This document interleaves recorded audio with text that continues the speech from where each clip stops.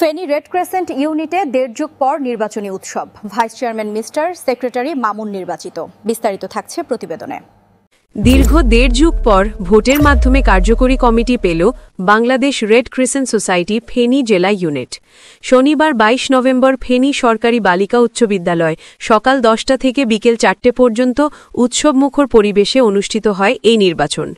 ১৬৩৮ ভোটারের মধ্যে ১১৫৬ জন ভোট দেন, যা মোট ভোটারের ৭০.৫৭%।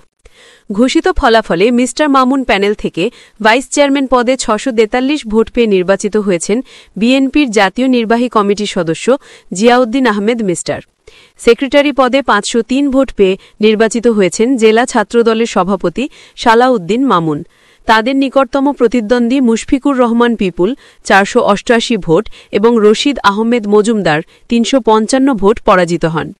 সেক্রেটারি পদে আরও প্রতিদ্বন্দ্বিতা করেন অনম আব্দুর রহিম ২৩৩ ভোট এবং ডাক্তার শহীদুল্লাহ ২৩ ভোট। কার্যনির্বাহী সদস্য পদে ৫ আসনের বিপরীতে প্রতিদ্বন্দ্বিতা করেন ২৬ জন প্রার্থী। নির্বাচিতদের মধ্যে রয়েছেন হায়দার আলী পাটুয়ারি ৪৯০ ভোট, শরীফুল ইসলাম অপু ৩৩০ ভোট, মেজবাউদ্দিন মিয়াজি ৩২৩ ভোট, ওসমান গনি রাসেল ২৯৭ ভোট এবং আল ইমরান ২৯৫ ভোট। জয়ের পর vice chairman Ziauddin Ahmed mister বলেন, এ জয়ে আমরা অভিভূত। আগামীর পথচলায় আলোচনা সমন্বয়ের মাধ্যমে আত্মমানবতার সেবায় কাজ করব।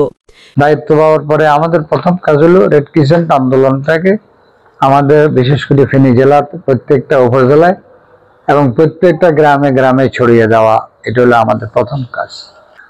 দুর্যোগ ব্যবস্থাপনা তো এটা ধরেন প্রথমে সরকারে এটার উদ্যোগটা নেয়, আমরা সরকারকে সহযোগিতা করি সরকারের পাশে থেকে।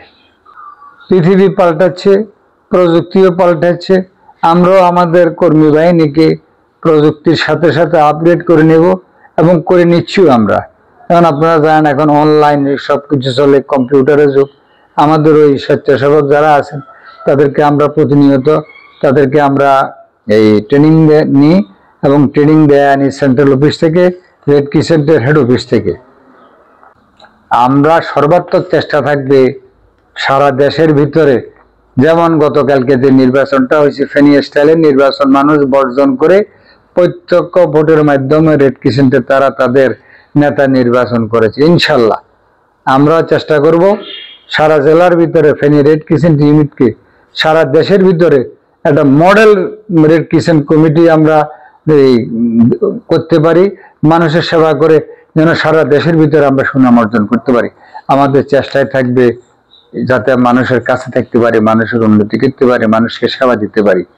তো এই জন্য আপনাদের সবাইকে ধন্যবাদ। পাশাপাশি নিউজ প্লাস মিডিয়া টেলিভিশনকে অসংখ্য ধন্যবাদ আমার এই সাক্ষাৎকার নেওয়ার জন্য। নির্বাচনকে কেন্দ্র করে ফেনী শহরে দীর্ঘ ১৬ বছরের নিস্তব্ধতা ভেঙে সৃষ্টি হয় উৎসব মুখর পরিবেশ।